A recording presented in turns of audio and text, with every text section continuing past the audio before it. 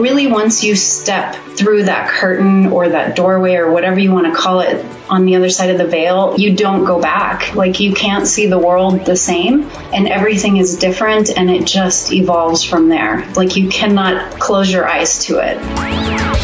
Salutations, listeners, and welcome back to the Glitch Bottle Podcast, where we uncork the uncommon in magic, mysticism, and the generally misunderstood. I'm Alexander F., and today we are honored to welcome ceremonial magician Bryan Chassan and his wife and co-partner in magical pursuits, Charity Chassan.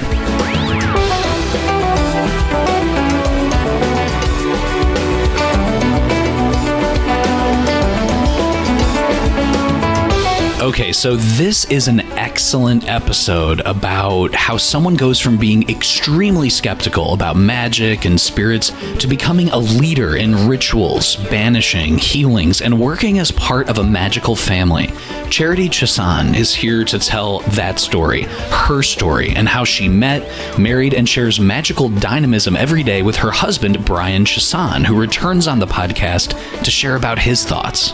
Charity and Bryan also talk about having a relationship with someone who isn't at first magically inclined at all to becoming deeply involved. They also talk about their house spirit, Hyrum, their upcoming works and projects, and they answer your excellent Glitch Bottle Patreon listener questions, and so much more. And now to help us uncork the uncommon, I give you Charity and Bryan Chassan.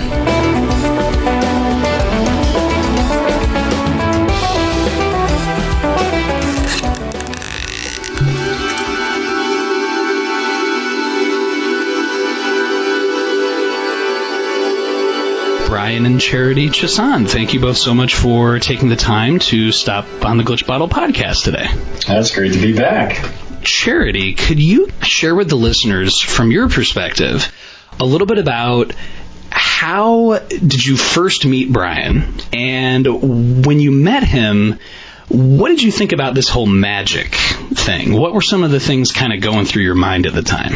Okay, yeah, I can talk about that. When we first met, it was over 12 years ago now. We met online. He was hunting me down as prey, as one of his many online women. So this is the side you don't know of Bryan, but we chatted back and forth, and he tried to convince me to meet and to call him, and I wasn't very interested at the time, and it was this long, drawn-out process, and it was actually on MySpace, which I don't even think exists anymore. That's how old we are, but I actually booted him off my page, and it took him a while to figure that out. And then he came back around and, we were talking again, and we finally agreed to meet after a few months of online chatting, and we met at a Barnes & Noble.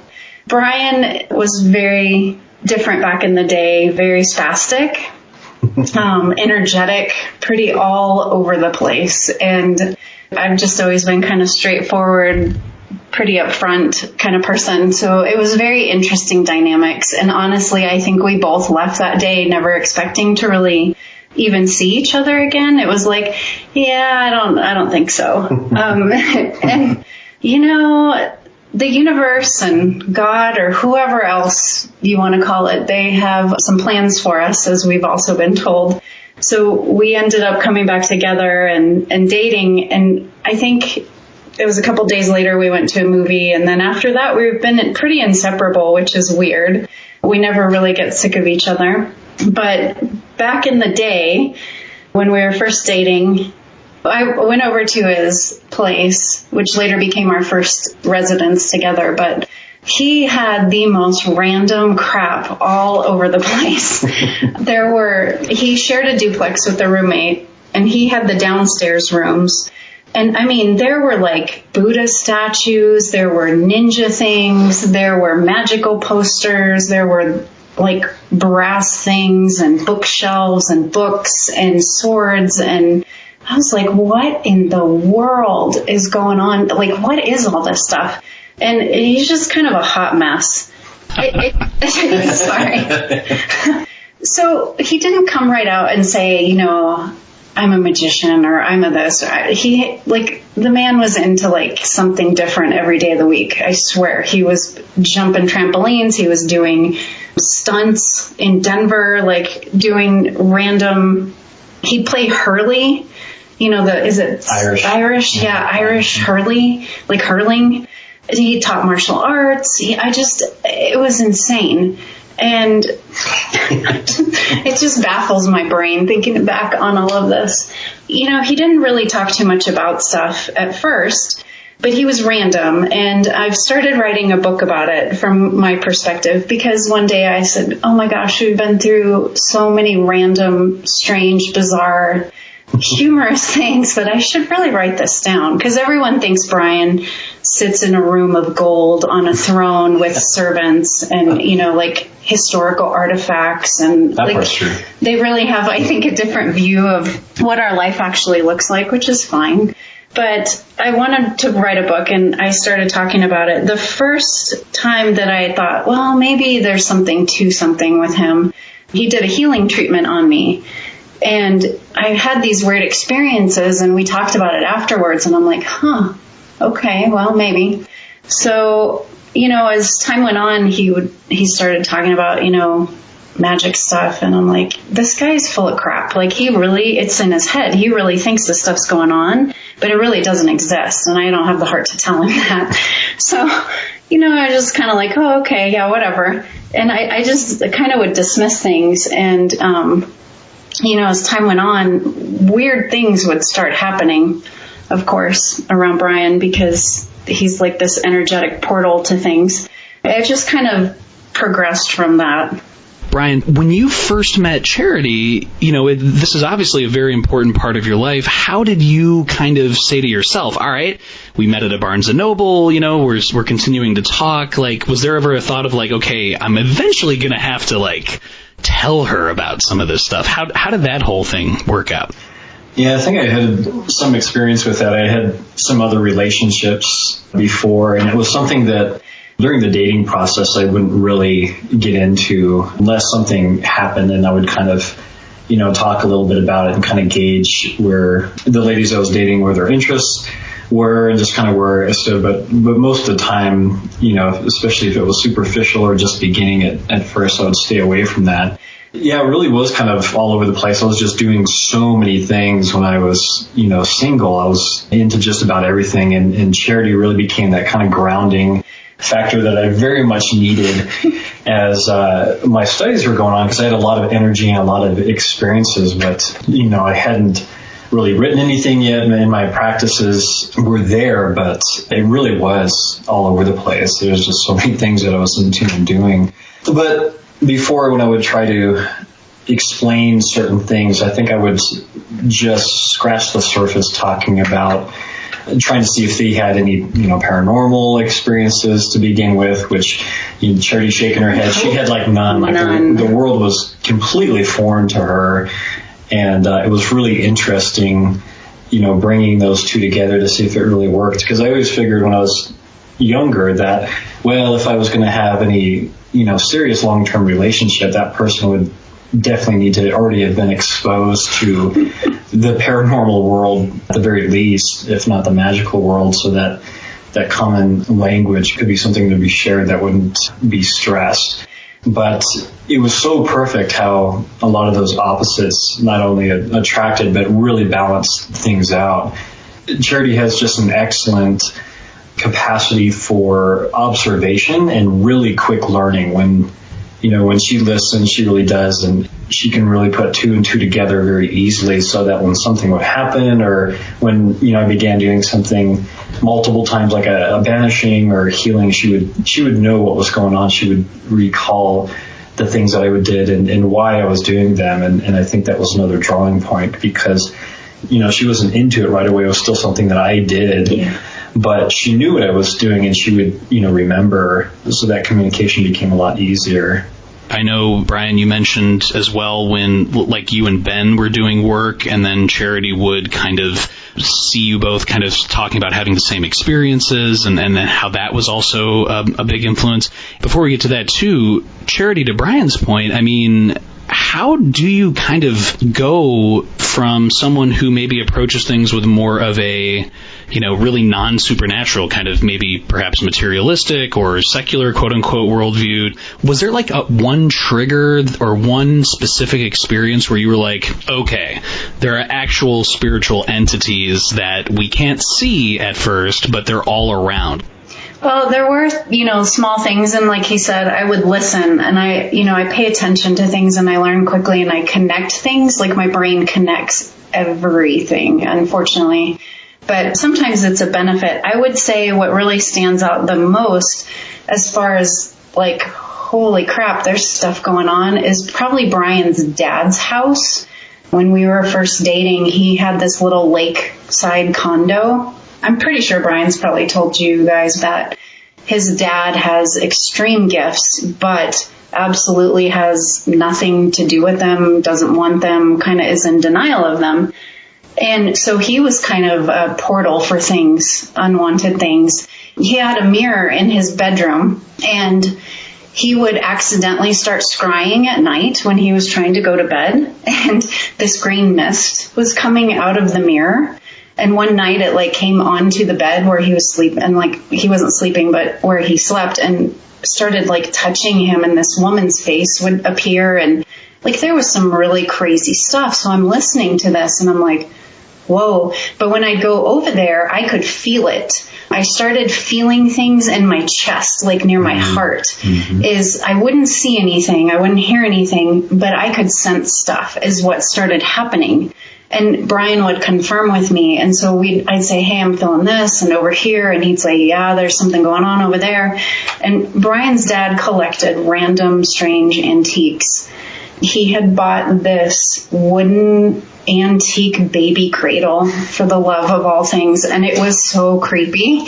And like he had it sitting like on his fireplace, like the front of the fireplace.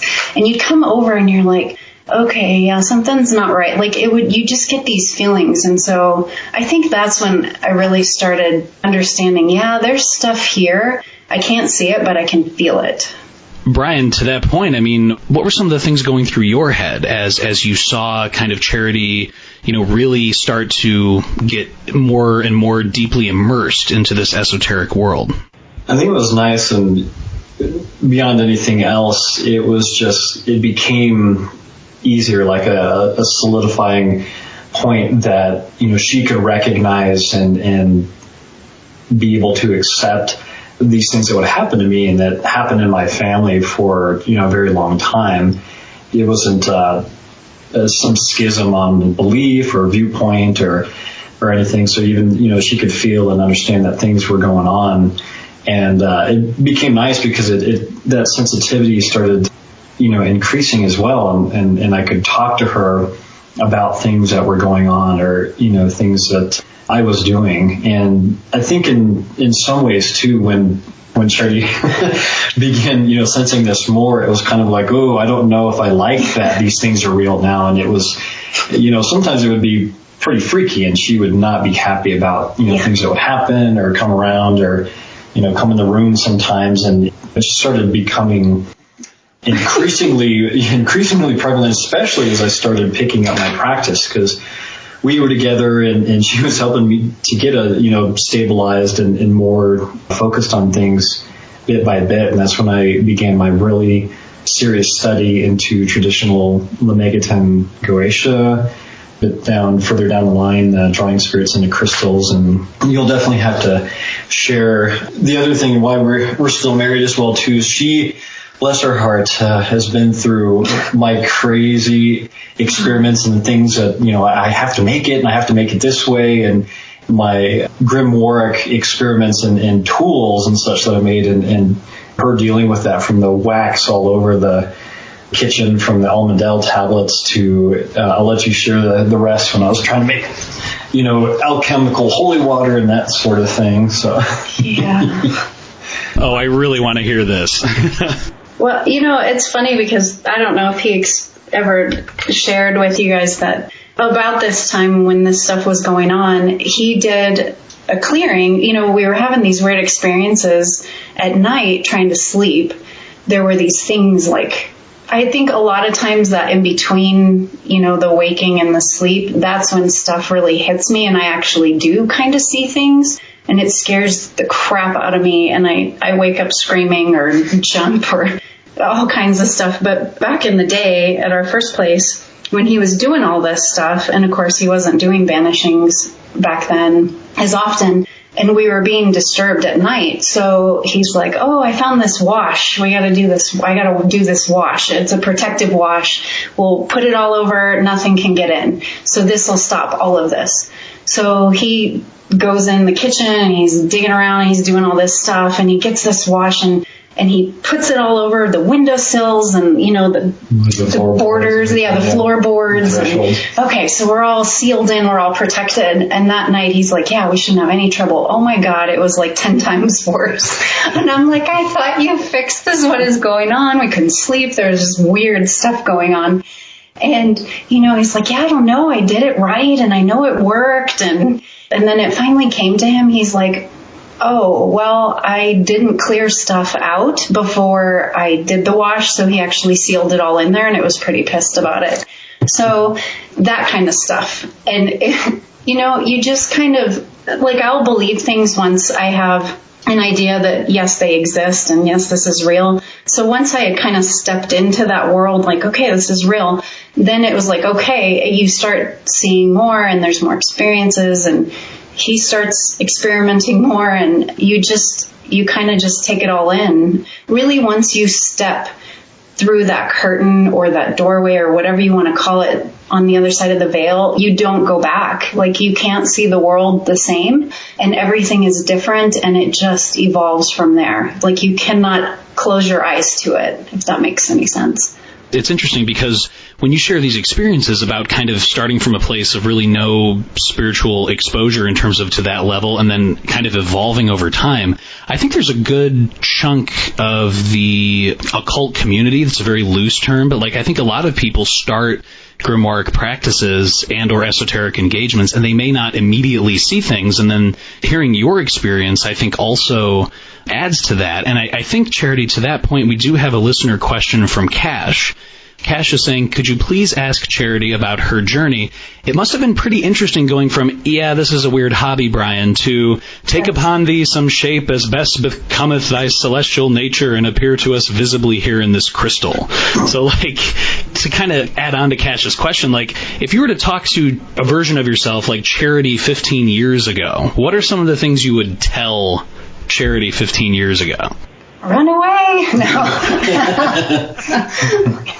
Get a helmet. I don't know.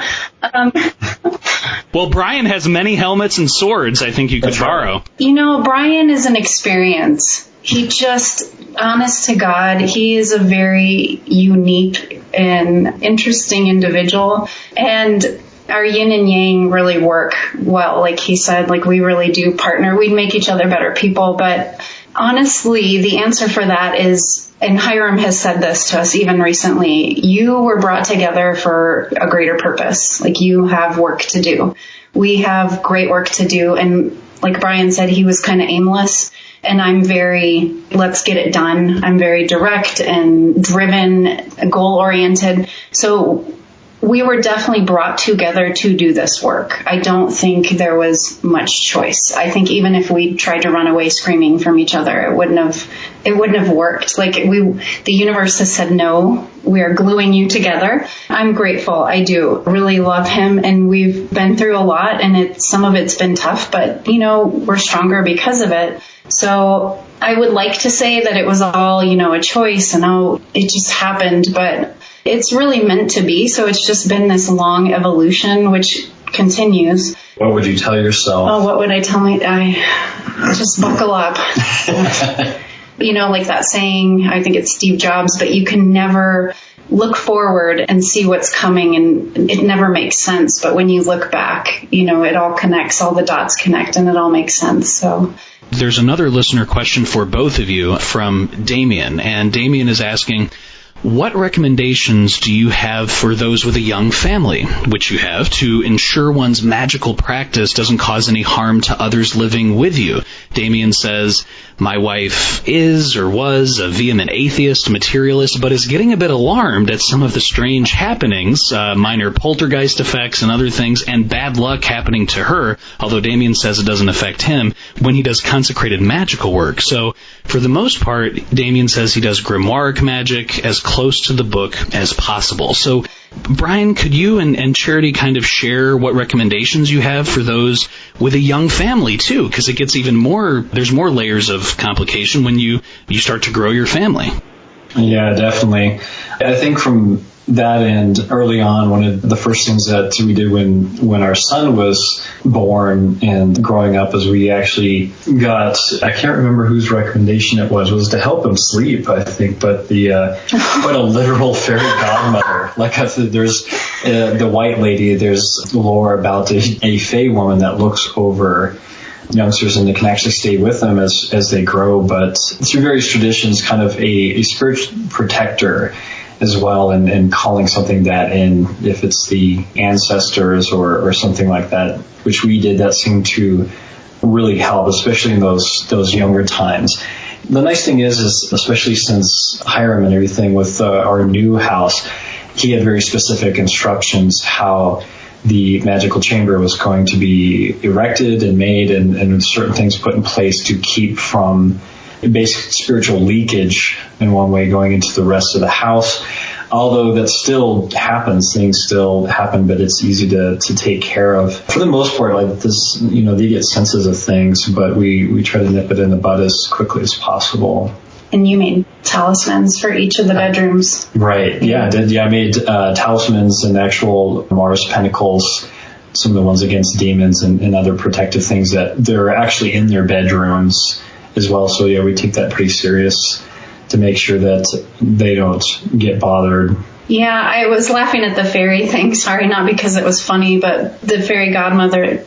One night there was weird stuff going on with the baby monitor, and Bryan ended up putting a steel sword under the crib and came back to bed and started to fall asleep, and then was suddenly woken by a very angry face that had appeared to him, which was the fairy godmother that he had requested watch over the baby. She was so angry because the fae don't like steel, and he had put that down there, and she was like, do you want my help or not? So he made her angry. So Bryan's come a long way. There's a lot of learning involved. So that's why I was laughing at that. But we did little charm boxes for the children when they were born. We brought them to the hospital with like little coins and it was a blessings. Some Irish folk magic that Ben actually helped implement as well too. That has a lot of blessing things for the children that you keep near them through their life as they grow up. Yeah. And they're like wards and talismans basically to help protect them as well. Yeah, we've had some interesting experiences. One night after Ben was over talking to Bryan, and I was nursing my daughter in our bedroom, and all of a sudden the bed was like being bumped into. We had this metal bed frame, and it was like this. Something was hitting the bed and making it move. And I was like, what is that? And it happened once. I'm like, okay, well, that was maybe just nothing, And then it did it again. And I called Bryan, and we had consulted with Hyrum, and someone had actually sent something to disturb the family, to mess with the family. So we've had that kind of stuff go on. So I think that was when Bryan had made the Mars talismans, one for each bedroom. The kids, my son, he's very high emotions like I am, and so he will attract things to his bedroom.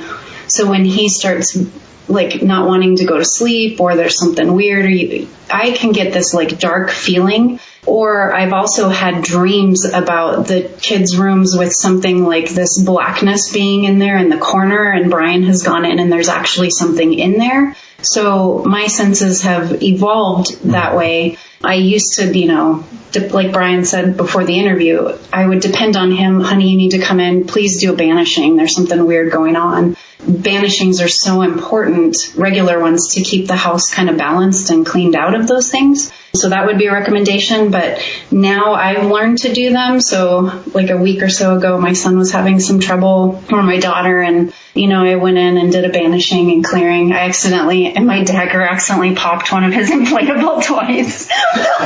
So that's a fun little housewife magic side note there for everybody. But and I was doing a banishing the other night practicing, and my daughter came in and stood in the circle with me, and she's like, "Mommy, you sound really weird. You're singing weird." I'm like, "Thanks, honey."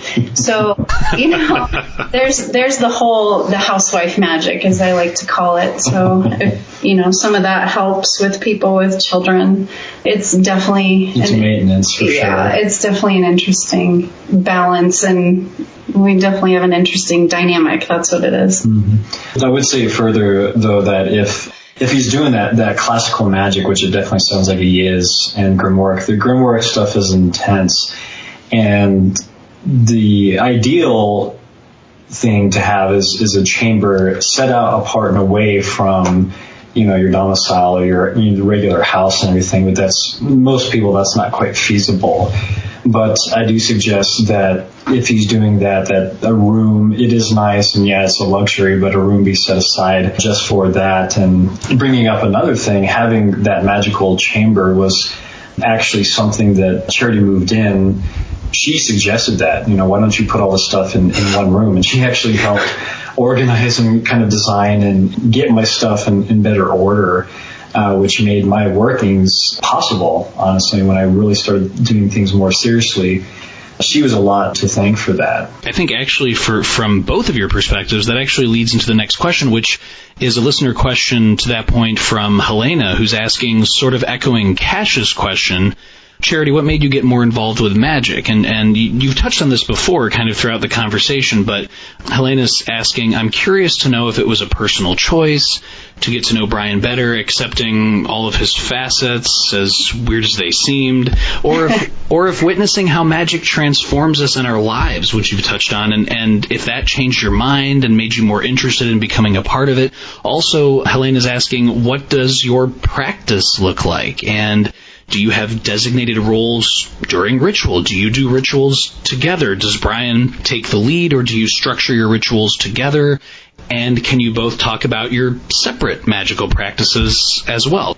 It's interesting because magic, to me, was always Bryan's thing. This is your thing. That's all you over there. And it started with his Celtic stuff, which I've been writing about in my book, and it's pretty humorous to look back on, because I used to get invited to these Celtic rituals around all the major holidays, and it was some weird stuff going down. And I was like, what in the world am I doing here? Like, I'll give you a quick background. I grew up, my father was ex-Catholic. He was raised Catholic. He's a very bitter, angry man. He hated religion. He had a very narrow view on it. We were not allowed to celebrate Christmas, Easter, Halloween because they were pagan holidays.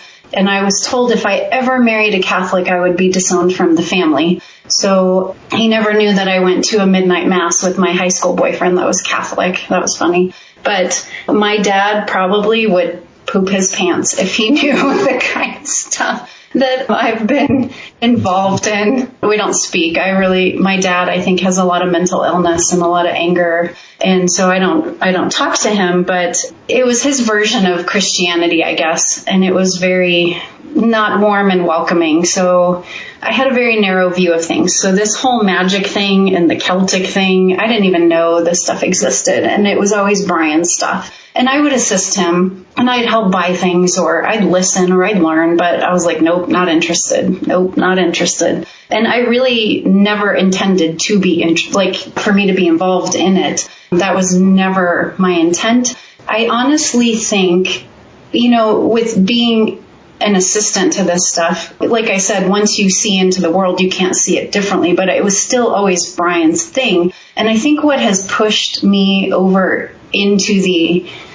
practitioner side is probably Hyrum. I'm going to blame him, because he has said that I have gifts and abilities and that I would be an excellent scryer and that I have these things. He's actually done some work on me that helped open up some of my third eye perceptions and sights. And I think I slowly kind of got into it. One of the first things I got involved with was tarot. I was interested in that. And actually I have some tarot decks that, like, it's crazy exact. The tarot really is a tool that works well for me. I don't do readings for other people, but I do readings for myself, and I use the Wild Unknown Tarot by Kim Krans is the deck that I absolutely am drawn to and I love, and it works really well for me. So I have all 3 of her decks, and I would highly recommend them for anyone that loves tarot. They're really fascinating. Her Archetypes deck just came out, and it's neat. Also, the other thing I'd say is what I started with is also an altar. I have a Venus altar. So Anael is kind of my patron, and I believe always has been when I look back. I think things have always been there. Like I had an interest in angels when I was in high school. I used to collect angels, and there's all these little pieces from way long time ago that I'm like, oh, that's interesting how that connects to Bryan and to our life now. So it was almost like preparation. So my altar, I do a weekly practice with that. And so it's just kind of built. And like Hyrum he was the one that said, you shouldn't rely on Bryan. You're going to be doing these things yourself. You need to be doing this. Hyrum like really pushes me. I love him to pieces. I kind of have a different relationship with him. That's a whole nother story. But he really has pushed me and guided me to some of this greater work. And listening to, like you said, Ben and Bryan after their workings they would do in our little house, they'd come upstairs and I would sit and have these phenomenal conversations with them about things. And my brain, remember, I have a great memory and I have attention to details, where Bryan, he's bigger picture and he just kind of goes with things. So I would be able to fill in pieces and connect things that they didn't. Mm-hmm. So between the 3 of us, we'd have these amazing conversations. And when I started hearing about their workings and what the angels would say and what's actually out there, that really kind of drew me into that side. Like, okay, this is something to really be a part of, because it's so incredible and it's wonderful and it's full of love and all of those things that we need, like compassion and understanding and patience and all of the things that the angels represent and the work that they do. It's, if you know what's going on, you can't not want to be a part of that. So I think that's kind of the progression. Bryan, can you talk about that dynamic, especially when it comes to, as you mentioned, Charity kind of filling in some of the gaps, and then the conversations that the 3 of you would have? Can you elaborate on that? It was an incredible experience, and even to give her further credit to the afterthoughts in the last book, Gateways Through Light and Shadow, a lot of those debriefs, some of the things that we considered or brought up afterwards or questions the next time for the next angel we would be contacting was thanks to Charity, because Ben and I would come out from the room and the working, our minds kind of blown, basically, and just trying to grab as much detail. And it's because every second of it was filled with meaning, with purpose, with lessons, with knowledge, with new appreciation and new perspectives of these beings beyond the text that I was working from, and even, records from before. So we would be talking about this, and sometimes our minds just blown, and Charity would be like, oh, it's like this, or what about this, or, did you see how this connected to the last one? And, both mine were like, oh yeah, really, really glad, she brought that up. And then she would have excellent input and perspective that I think was extremely needed and relevant, and really created a better picture of what we could gather and learn from that. So I think I was even encouraging her more at that part, just, really telling her that, you have an excellent perspective. It's really balanced, and you have insight and intuition about this further than, things that I miss, that I appreciate you bringing to light. And it was just a really good dynamic between the 3 of us, and I've just been very fortunate to have her in my life, and Ben, and people who could really, really bring this to places that I definitely couldn't do just on my own. It's been wonderful in that respect. And I think doing these experiences and these experiments and sharing them, I guess, with the correct people, with the right people, is really important. It really makes, these things worth it beyond just our own personal, even pragmatic and practical reasons that, evocation and Western magic is for. And those practical things are important, and I think a main focus of why we do this sort of thing. But if it begins and ends there, I think, honestly, you're missing a lot, because it went from just wanting to share this experience and perhaps learn some more practical uses through the offices of the angel to, these are some of the most profound experiences and lessons in my life. And sharing them with Ben and with my wife, that way we can reflect back as things in our domestic life happen, those lessons and those learnings are still there in ways that we can continue to use that wisdom to not just better our own lives in a practical sense, but to share it, to act in service to others, to really become, I think, the people that we aspire to be. And that touches on that great work, and sharing that with somebody who not only appreciates that and accepts it, but encourages it. And even some of the times in the days where I'm not in my best capacities, I've got someone that said, hey, do you remember the angel said this? Or, hey, do you remember this working that you've been doing? Don't lose sight of that. It's important that, we keep this going. And, that's been invaluable to have that kind of support, especially with Hyrum, with both of that too. I mean, he really works that dynamic between us. We have, so many short stories, even when we had to move and he was packed away and I was almost losing sight of things, it was really Charity that was keeping that encouragement going as we looked for a new house. And he communicates with me. I don't directly hear it, but it's like an intuitive listening.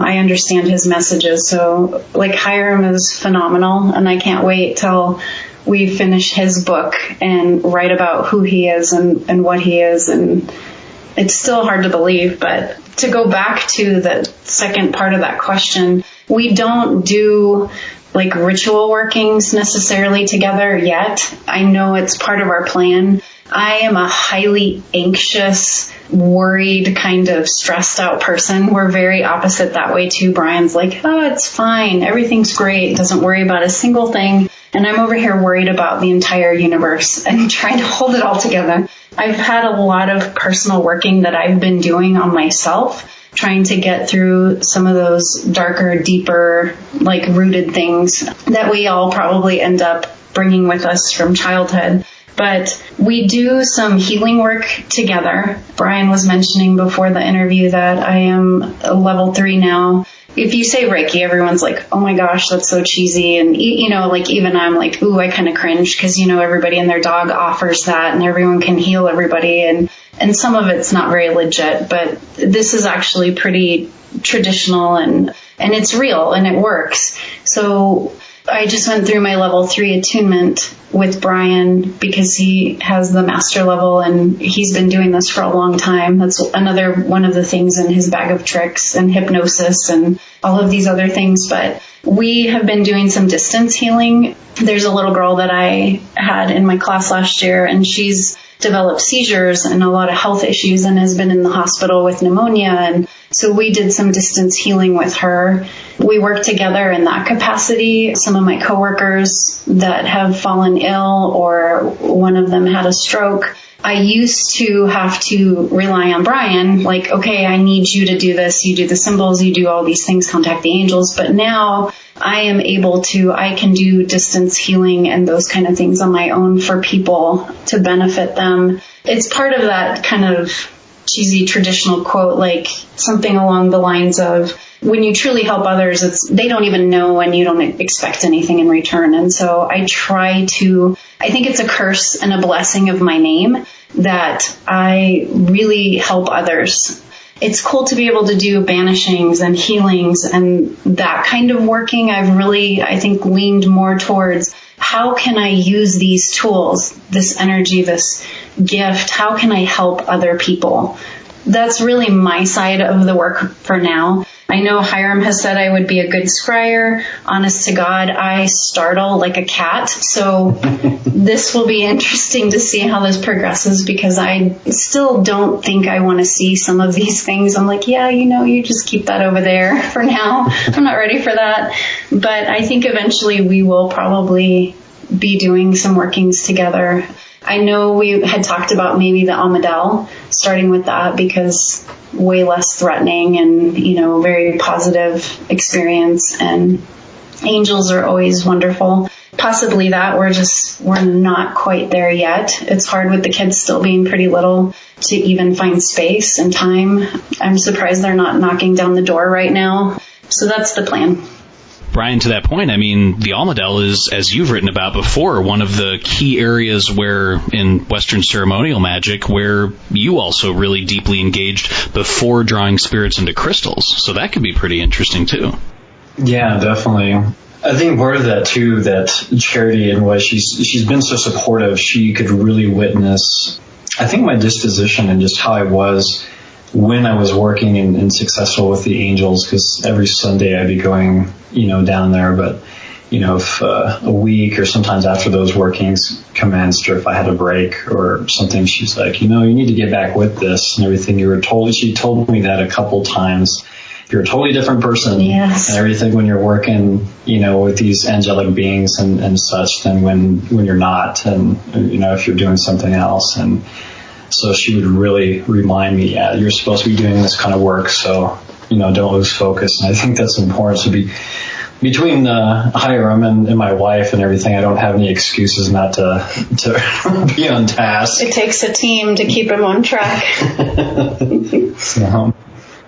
Well, actually, this is a perfect time to bring that up, because both of you have mentioned Hyrum several times in this conversation. And I think for the listeners who aren't too familiar, I would love if each of you could just kind of talk about Hyrum, your house spirit, for the listeners who are not too familiar, although I know many, many are. And how did that dynamic go? I'd love to hear from each of you in terms of, tell us about the first time that you met Hyrum and Charity, and then Bryan, can you talk about that dynamic, from kind of both of your perspectives? I think listeners would find that so fascinating. Sure. I definitely I'm looking forward to hearing Charity's rendition. I never get tired of hearing her perspective, because it's just another hilarity of what I'm doing, and she's like, what in the world are you doing? And, yep. This can't be a good idea.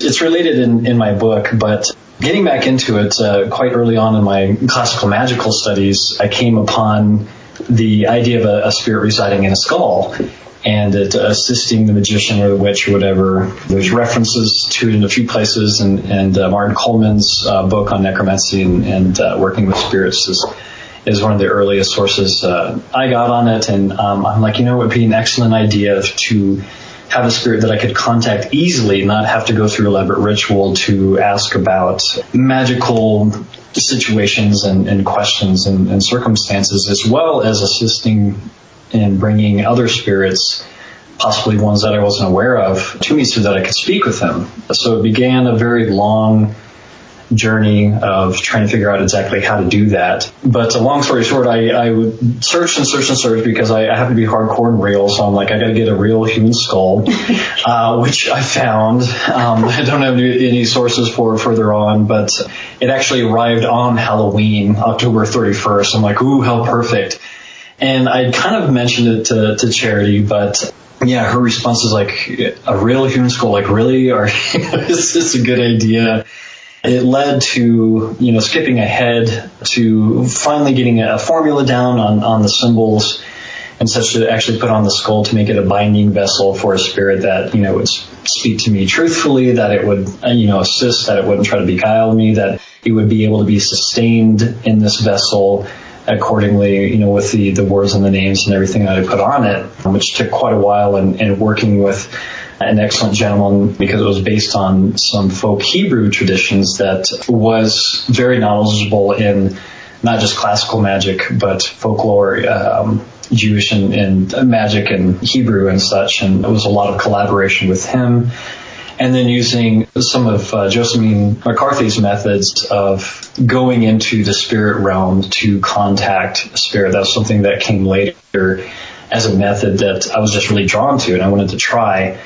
Ben was actually the first one to meet Hyrum, and as I sent him kind of guiding him as I did for the workings, but in deep trance state and then into spirit travel state to contact Hyrum, and this being was self-assured, said he could work and do exactly what I needed and would also prove himself. I was like, okay, but I was unfamiliar with the name Hyrum, and so was Ben. I hadn't really come across it, or if I had, it didn't really stick. It was completely foreign to me. I could claim to do all this, so I looked at the name and I'm like, whoa, a classical king, or the builder, if we're talking the Masons. It was kind of famous, so I was highly skeptical because I was like, I'm not going to get this famous spirit that looks like something that might be a trickster. But through other experiments and then talking with the archangel of Saturn, Cassiel, it was like, nope, this is a spirit. It is the king that you speak of. You need to do this working and you need to do it soon. It was really to the point. So I'm like, okay, I could try to argue with the angel when I was coming, or, follow its direction. And I did, and very, very glad I did. And, the rest, as they say, is history. There's a lot there, but I really want to get your side because I think it's another entertaining piece of our lives. So I will say, before I go on with any of this, I have the utmost respect and love for Hyrum. He knows that. We have a really unique relationship because I think he's used to talking through the ages to very stuffy, serious, powerful magician men. And I don't think he had a lot of dealing with women. So, being in our household, it's a whole nother experience for him, which he has a sense of humor, which is awesome because, we have a great relationship that way. But, Bryan buying skulls online, and I think the first one got lost and he had to buy another one. I was like, oh my God, what are you doing? And he gets this thing, and he's out in the garage with a white bucket with polyurethane. He's dipping this human skull in sealant. I'm like, what? Sometimes I just don't even have words because I'm like, I don't know what is going on here. And also he did not mention, this is a critical piece to his whole wanting this, is he is a diehard Dresden Files fan. Oh yeah, how could I not bring that up? And yes, that was it. I don't know if you've seen that or read the books. Yes. Okay, yeah. Now it's all making sense. Bob. Yeah. Yeah, I was subjected to watching all of the Dresden Files, so I know them.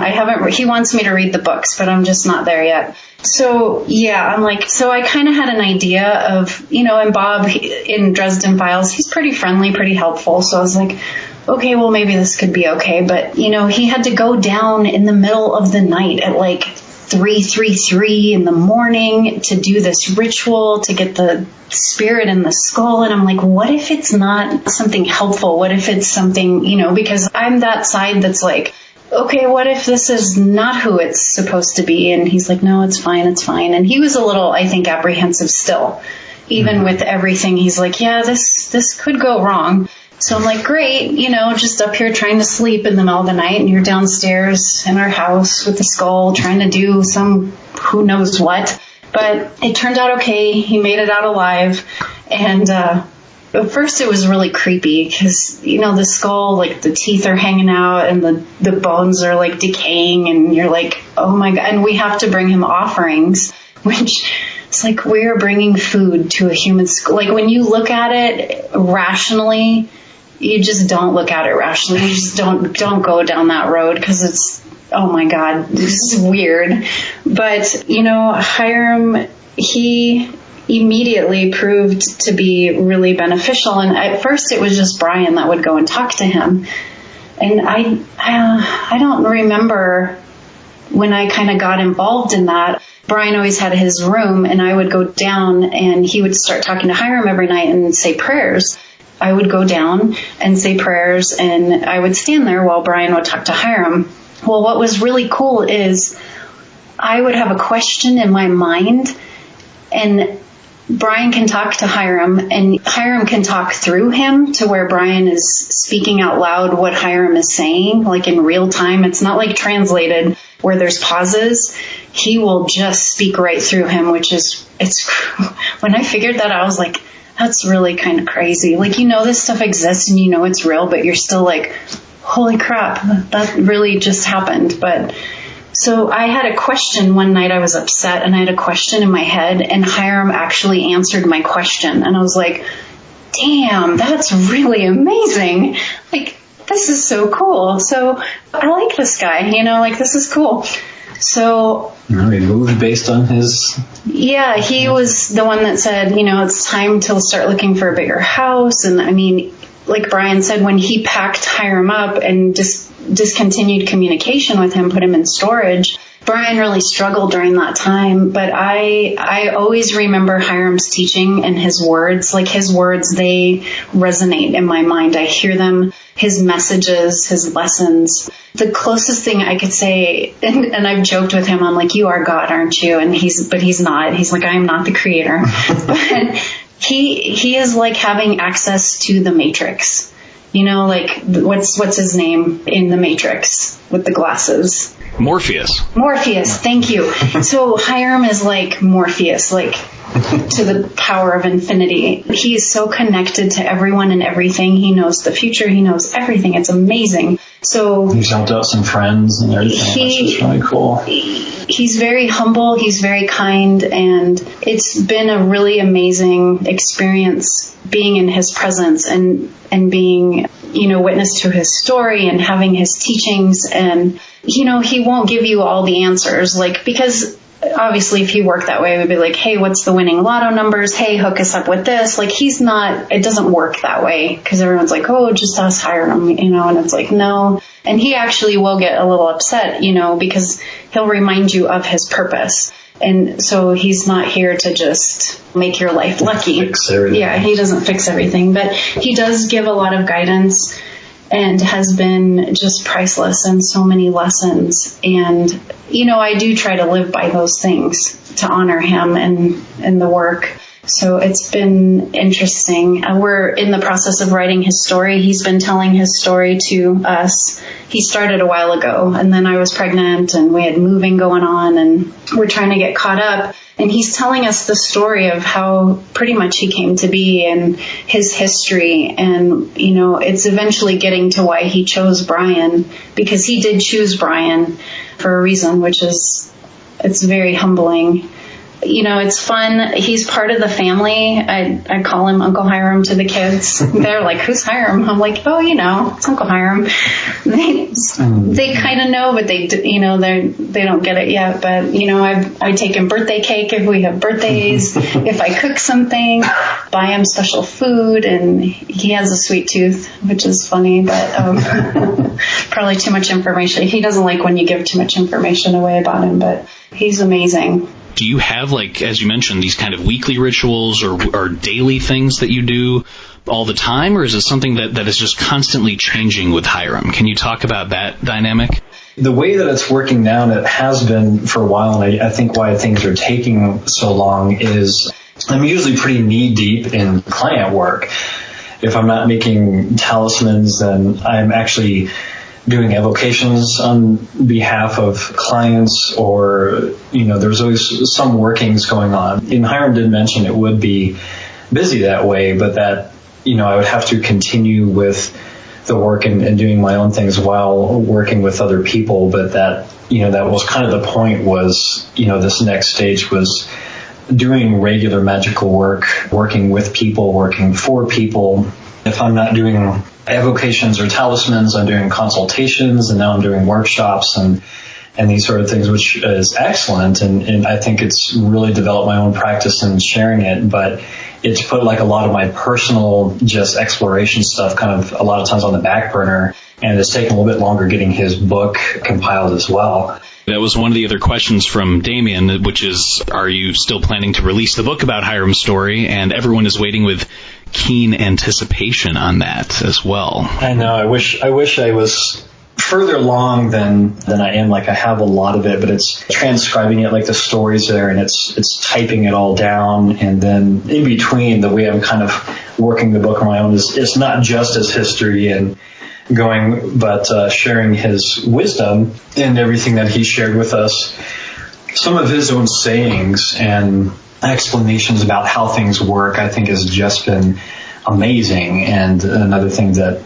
Charity and I will talk about, and just seems important to share with the rest of the world as well, because it's just been incredibly insightful. So. It's pretty much secrets of the universe, and like we've asked him about reincarnation, and the way he explains things, you have to record it and listen to it several times, because you're like, okay, hold on. And, a lot of stuff he'll say the human mind can't comprehend. It just does not have the capacity. But he has given such amazing insights to things that you're like, wow, okay, I had no idea, but that makes a lot of sense. Since you both kind of have touched on Hyrum, we do have a listener question from John Siraki, who is asking, I'm curious about Bryan's thoughts on the abyss. In Gateways Through Light and Shadow, he tells the story of how he went to the abyss with the help of the Sandalphon angels, and then went into the abyss with the help of Metatron to the location where his house spirit Hyrum is located as part of the work of making a skull into a dwelling place for Hyrum. This type of travel to the abyss is spoken of in, as Bryan, as you've mentioned, in Josephine McCarthy's work, which Bryan references in his book, but I've never ran across any other reference that speak of the abyss as a place that can be visited, quote-unquote, in this sense. So John is asking, is it usually a conceptual abyss that cannot be crossed by the ego or normal perception? Are we talking about the abyss of the tree of life that separates the supernal Sephiroth from the rest of the tree, or is this in reference to something entirely different? Well, first of all, one thing I can speak to Lady J's thing is that her methods and a lot of the way that she uses magic that I understand that she's communicated in her work, if not to me personally, it's based off of lore and based off of customs that have been around for a very long time. So they're integral, not just to be found in even the Kabbalah or within, grimoires or other types of magics per se, but they're very much entrenched in the Western mystery tradition in these various cultures. So it's something that's definitely established, and I know that much. But beyond that, it was, I'm pretty sure before Ben and I even decided to experiment with going into vision, as she says, and experimenting with this, we gave it a shot as an experiment, even before attempting it to use to contact Hyrum or the spirit that would be known as Hyrum, just to see how well it worked. And it was one of those things that I was like, well, I'll give it a shot, because going into vision that way, it made a lot of sense, and I could use my aptitudes as a magician and as a hypnotist to work with Ben. And she's like, wow, this was incredible. And I knew what things looked like before you described them. I knew where I was going before you said them. So to me, that was a very positive sign that we were dealing with something that was established and that was veritable as far as a magical spiritual technique that we could actually use that would get us results. So first and foremost, that's what my concern was. Is this, something that's quote unquote real or could be used beyond just kind of guided imagery, meditation or this type of thing. It worked really well. It worked instantly and profoundly. And then when I gave it a shot, it was just as dynamic. So I was like, cool, this is something that we can use.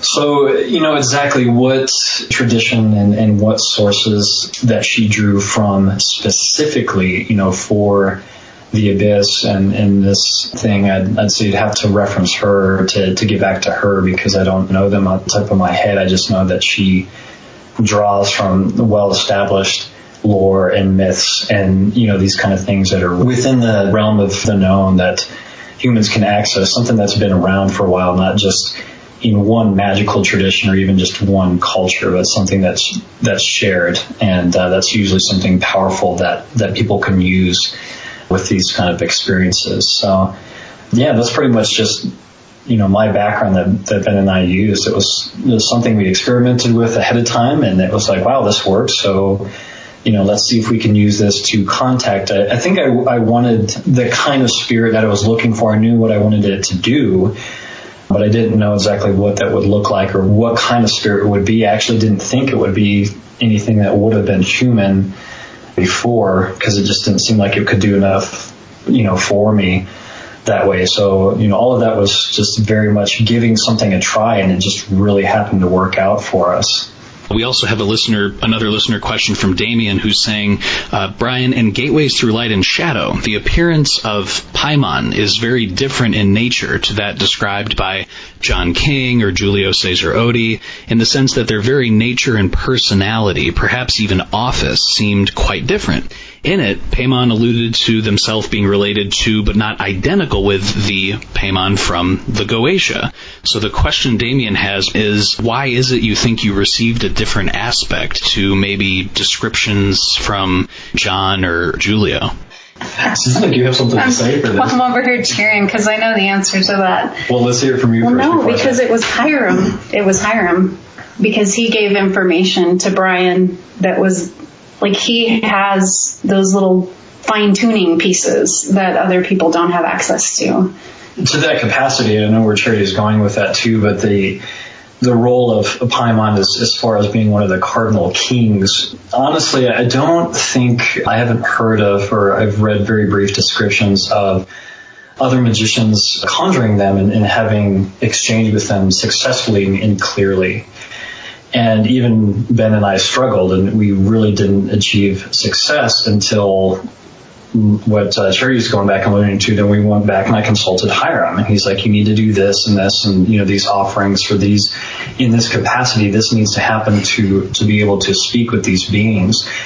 Part of the differences is the role, and this is something else that I've had to consider, and that you see with the conjuration of spirits. It's almost like, conjuring the aspects of Venus and its, kind of shared capacities, but is it as a goddess? Is it the archangel and the Jewish tradition? Is it one of the more, archaic or perhaps chaotic forms that come through? And all of this, speaks to a being. And I was told that, it is the same one, or at least shares office with the same spirit listed in the Goetia. And I haven't done a formal conjuration of Hyrum in a specific Lemegeton Goetia setting under that purpose only. I did it using the methods of drawing spirits and crystals with my scryer Ben to call up the king, the ruler, the cardinal king of the West. And it really came up, and definitely what did not expect. It was, this kind of feminine form, and it was very, I want to say, Titanish, in these, ancient kind of goddess-fulfilling, roles. And that's why some of my questions was put towards it, like, where does this fit in with what's told about you in the Lemegeton, and how does this fit in with other things? And I've thought about that, and even Ben, who's not familiar with the Goetia like I am, but we discussed, how things are different, or why the spirit might have appeared this way. And it really boils down to, when you're doing evocation, sometimes those things can really appear, and it's not what you expect. It doesn't match up to what you thought you would contact, and that's why you have to make sure you bind and question the spirits to make sure you're getting the correct one. But with this one, and I think in the capacity that Paimon fills us is in that role, in that cardinal ruler, some very specific aspects of its office come through, where it's not simply fulfilling its role like it is in the Goetia of, just maybe putting forth various offices that, that's listed there. But beyond that, I can't say for certain why it is that, for John King, it was one way, and then for Mr. Odi, it was, something else. But it was just the experience my scryer and I had for, calling up that king. And it was pretty powerful, and actually something that was a little bit uneasy. That was interesting offerings and such involving that. But going through that, as I remembering it, some things opened up for me, pathways that were open up for me that gave me access to particular spirits and to particular, I want to say, sets of knowledge that I did not have access before. I think we're kind of delicate, and I haven't really gotten into that, but I guess I want to wrap that up by saying that I don't have any doubt that being was definitely contacted, but it was definitely serving in its ruler. It was that very powerful spirit that I don't think many people have spoken to directly in that capacity. Charity, to Bryan's point, has that ever happened to you where you might go into something, whether it's engaging with Hyrum or a ritual or a banishing or Reiki, and you go in with like a set of expectations spiritually or about like, this might happen or this, and then something totally different happens? I honestly, and Bryan, we've talked about this before, and I don't know if he shared it, but you have this doubt, like even with the tarot, I'll go to pull the cards and they show up and I'm like, oh my God. And sometimes I'll laugh because it's so perfect, but you almost expect nothing to happen every single time. And when it does, you're just like, wow. I think it's a good thing to have instead of setting expectations like this is going to happen, this is going to be amazing and all these things. When you really kind of expect failure and it actually works, it's humbling and you're pleasantly surprised. You don't fall short of any other expectations you may have set for yourself. Charity, I'd like your thoughts on this. This just popped in my head, but I remember, Bryan, when you and Ben were on, and you've written about this, Bryan, where you detailed preparing the full 9 days for a Goetia ritual, and you're in the woods, and you've done the fasting, and you have the lion skin belt, and the Nomina Magica, and the evocations, and everything is done according to the book, according to the Lemegeton's Goetia. And then as you and Ben were relating, it's like, nothing seemed to happen. I think you even said you even left the circle without doing a license to depart because you're like, well, clearly nothing's going on here. Can you talk about that dynamic in terms of both of you together kind of talking about, what does something like quote unquote failure mean? What are the lessons that are embedded in that? Can you kind of elaborate on that for listeners? I remember that very clearly because there was so much preparation and he was so determined, and I went with him, to find this yurt. And I was so much a part of that process because we didn't have kids at the time as well. And when it was done, he called me and he was literally just sobbing. And I don't think he just tells people that, but Bryan's not one to really cry. So I knew how painful that was that he had failed. He was so upset because he's like, I did everything right. And he was going over in his head everything. I did this and I did this. And what I remember the most from that is he was saying, I didn't feel it. That intuition piece, that heart connection did not click. There was something with it where it was so ritualized and so I have to do this to the T, that connection piece, his natural intuitions were not activated, I guess. So I think that was his biggest lesson. Yes, you have to do things by the book and you need to make sure things are set right. But there's also that internal piece that has to connect and line up. And I think that was the really valuable lesson for him for that. Perfect. You both are highly accomplished in your own rights. You both are highly accomplished working together and also with your own separate pursuits. So for all the people listening out there who might have a magical partner or maybe a partner who is not magically inclined or they're really skeptical and it's like there's no way this person's going to even, think about esoteric pursuits or have a sensitivity to esotericism, what are 2 or 3 things that you think people either don't understand about working with a magical partner or of making that journey, Charity, like you did in terms of going from, kind of one end to the other? Or asked in the reverse, what are 2 or 3 things that you really wish people would understand better about working with a magical partner? I just don't even know where to start with that. It's funny because we look like normal, quote unquote, people, we live pretty normal lives, honestly. We try to, we have jobs, we have a family, we pay bills, all that stuff. I would hope that if someone has a magical partner, hopefully that people are doing the work for a greater good instead of power or money or, money's nice, don't get me wrong. And, there's a purpose to it. But I had this discussion recently with Bryan because he has people that reach out to him and ask for things. And he does, workings for clients and things like that. And I would say really question yourself and question your partner. If you are opening your heart to these angels, to these beings, to whoever that had power and these amazing gifts. And what you're asking of them, like if, you're saying, make me rich, make me famous, I want this, I want power, I want to be able to do whatever. Like if you're opening your heart to the universe that way, and this is what you're asking for, it should be something worthy. Like it should make you a better person, or it should contribute to life or humanity or something, because, someone's like, I just want to bind these spirits and I want them to do my will and they will obey me, and, and to each their own. Granted, there are those people, but if you're opening your heart and you're asking of these things, it should be something worthy. And I would just really, back in the day, I would caution Bryan. He's like, well, I can call this spirit and, you have to bind them and you have them do your will. And I'm like, that doesn't sound right. And if you have to do that to get something, that's probably not the right way to go. And I know there are people that are going to argue and whatever, but after being in the presence of angels and Hyrum and Bryan and his working that he's done, I make a lot of jokes about him, but honestly, he is one of the most amazing people I know.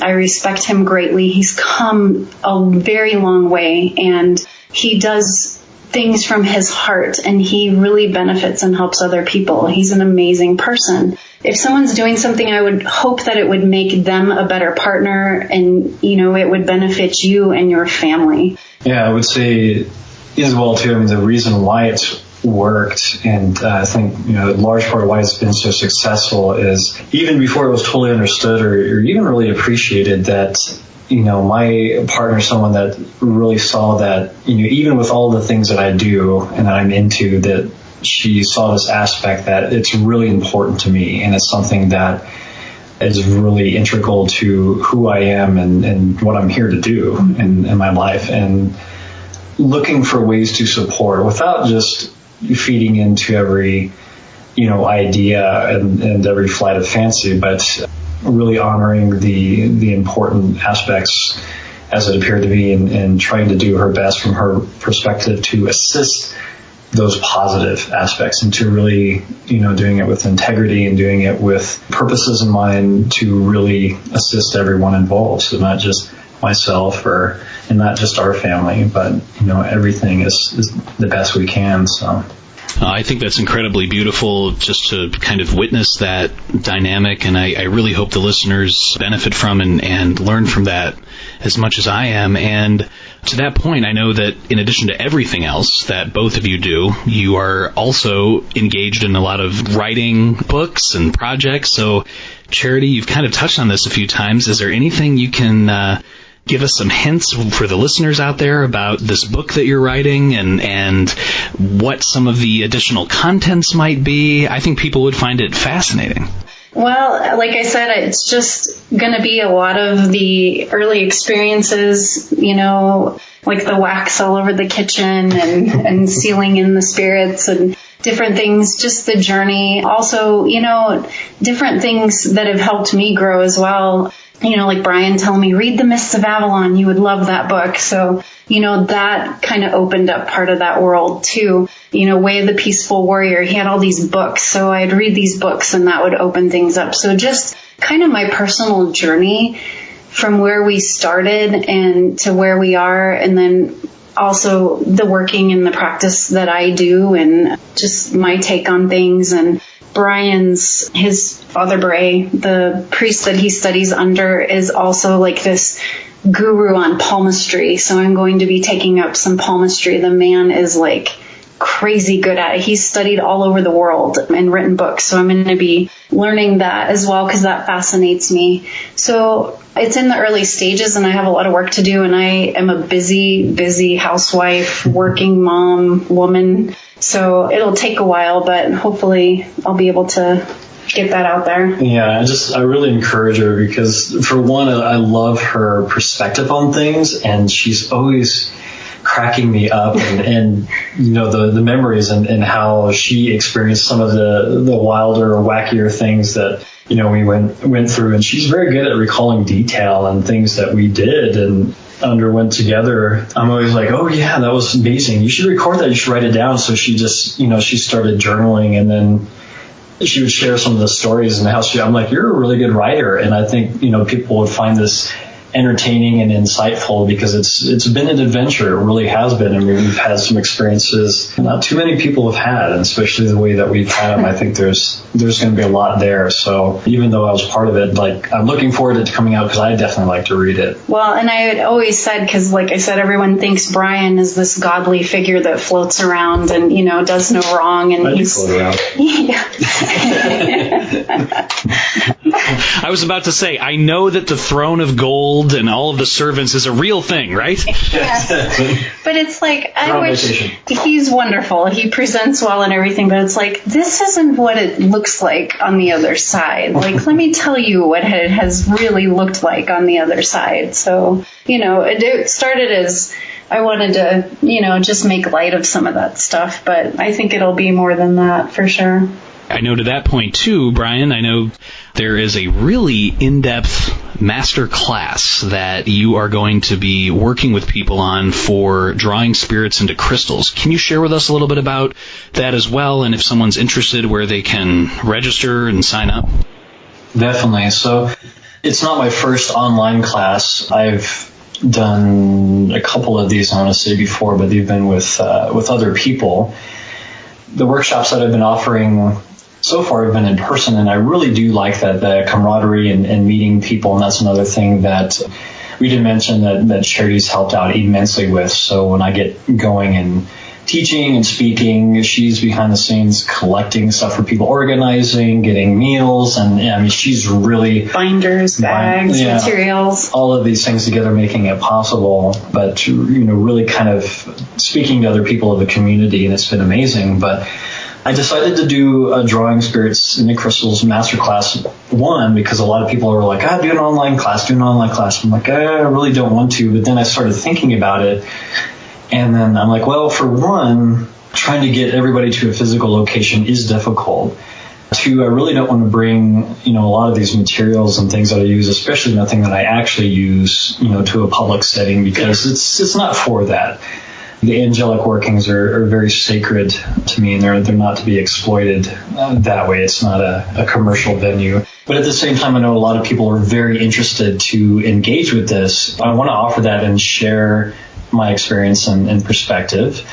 When I launched it, I've had a lot of people very interested. I've got quite a group signed up already. And I thought about, well, what do I want to offer, since these people... they're paying good money and they're very interested in what I have to offer. So instead of just reiterating stuff that I've written about in my books, I thought, how could I share this in a very practical way? And it's going to be video. I'm going to be doing some live videos, hour-long videos, 7 days straight. So, I'll be working. I'll have my regular job and things that I need to do, but then I'll be sitting down and just pouring myself into these videos. Speaking from my perspective and what this work is about, I want to make it clear, what I think the stuff is about, and then when it's not, and making sure people are understanding where I'm coming from and what I'm offering and what I think this art can do for people. Sharing a bit of that philosophy and my experience so far, but then going, this is how I made these tools. This is where I began, and showing them.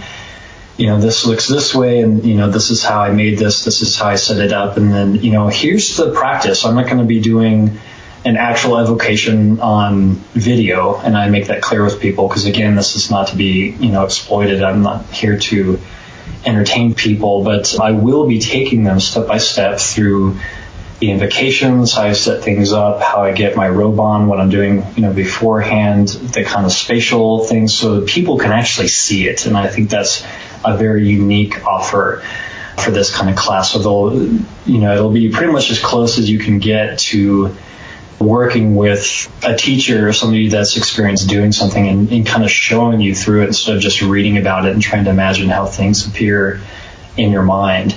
And letting, students ask their questions and being able to answer them in real time or as soon as possible through the 7-day intensive, and really take them from, beginning to end. And really my goal for this class is that everybody taking it and through watching the videos and getting through their questions, that they can feel confident, like whether or not some people have the tools already, some people are making them.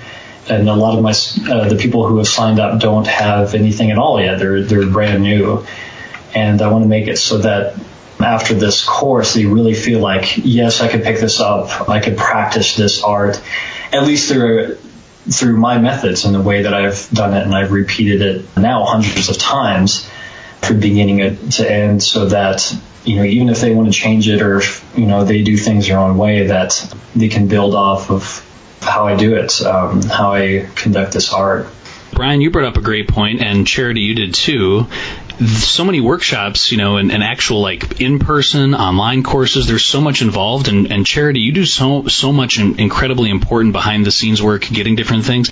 What's like the number one supply or number one thing that you have to get for these things that like most people would never think you would have to get for these things? Like, what are some of the different things that you have to compile and kind of gather behind the scenes that maybe we don't really see but might find pretty interesting? Well, the last workshop we did, the first two were in England, so that was fun, trying to pack suitcases and pack crystal balls and salt and figuring out, well, what can we buy there and what do we have to take through security?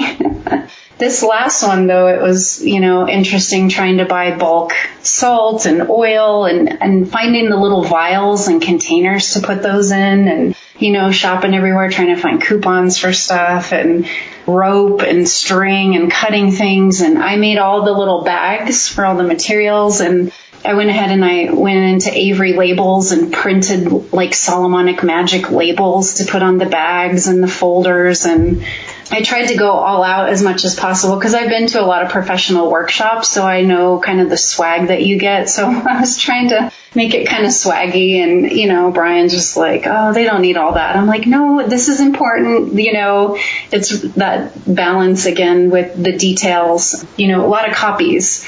So Lord help me if my boss knew that I was making all of the workshop copies, at work for free. Thank God for, free copies, but that helped a lot. So just that kind of stuff.